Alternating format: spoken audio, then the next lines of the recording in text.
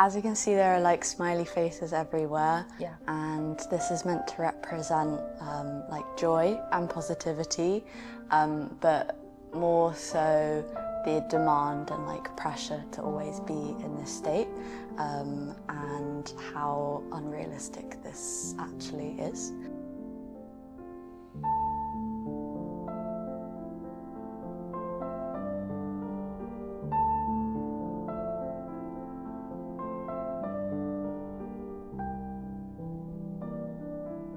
And the main concept and term behind it is the idea of toxic positivity, which is the excessive focus on maintaining a positive state, regardless of like the situation. So, and I think positivity is fine in itself, but can become toxic when it's at the expense of other emotions like sadness and pain and fear. So yeah, I think that is what the show is about for me.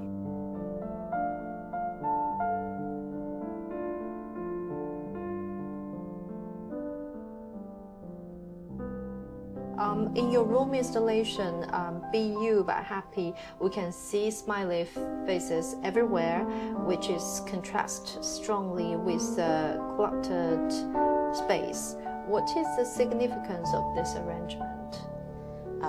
The fact that there are so many smiley faces everywhere, and there's like elements which are neatly arranged and carefully crafted in like the bookshelves and on the wall, but then also things that are the clutter, which is like clothes under the bed and like shoved in the corner like by the wall and stuff. Yeah, I think there's like hopefully a bit of a weird balance of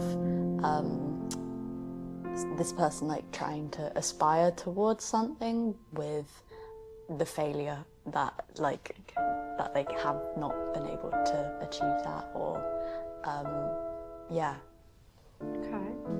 Okay. Rather than common creations form like paintings, sculptures, most of your artworks are presented by scene construction and interactive performances. Why do you choose this way to express your idea? What does your inspiration come from? I think that these works for me are a lot more immersive. And yeah, it's more immersive, which is important for me when experiencing artwork, because it connects us more, I think, to the work and to the space and to our bodies. I think a lot of the time when we're viewing art and experiencing it, we forget that our bodies are bodies feeling things, and we're not just like minds and eyes looking at art. So it opens up the other senses outside of sight by doing this more interactive space, and hopefully like dismantles the idea of what art can be, and the dynamics between like artist and audience and artwork, and yeah, makes us more in touch with ourselves. Right. So in terms of the form, as we mentioned before, as a young artist, do you think you are exploring yet? Or you are quite sure you will focus on this form of presentation in the future? I do really like doing the installations and the interactive stuff, because there's so many things going on, which makes it really fun and exciting to make and create all of the little details to notice across the space.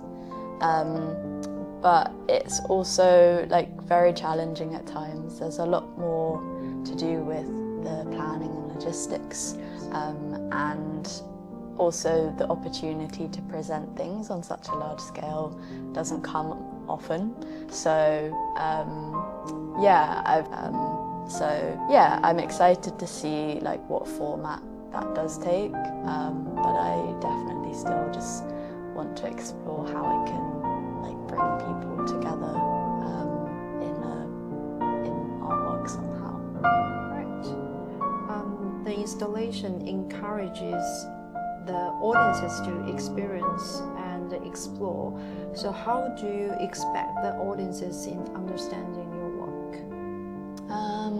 I think the good thing about like recreating this familiar space is that people can walk in and understand that it's sort of a bedroom, and when they're coming in and like interpreting and understanding this space, it's very open, and I quite like that opportunity for them to maybe like go through different layers of understanding it and have a first initial reaction of maybe this like joy / like curiosity and confusion about why there's so much like smiley faceness everywhere. And then like as they spend more time with the work, maybe begin to question that feeling a bit more and be more unsettled by it and notice all of the other details which are more like uneasy and like I guess violent within it. You mentioned that there are several experiences of your individual life involved in your art practice. How do you observe and apply them to your creations? I think the sense of like joy and also pain that I get in my daily life is something that I'm constantly figuring out, like how to present to the public, because I'd like audiences to be able to relate to it in some way, but then also if they haven't gone through it themselves, maybe see things in a different way that they hadn't thought of before. And I think a lot about being an outsider in the past and like in the present as well, and I use art sometimes as a way to understand that and like articulate and explore things that maybe I can't do in another medium. So it's, yeah. Okay. So the last question is, in your future art practice, what are the messages do you want to convey to the society and the public?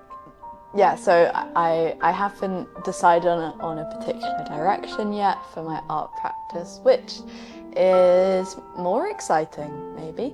But for me, I hold, I call them like pillars, which are like roots of a tree. These manifest itself and like it comes to fruition. So those pillars, or like the roots, for me are themes of community and care and rest and connection. And yeah, I think I just definitely want to explore those in some way and think about making work that has a sense of like togetherness for people and nourishment for people, so that we can experience what it is to exist with that in art and also our lives. Yeah.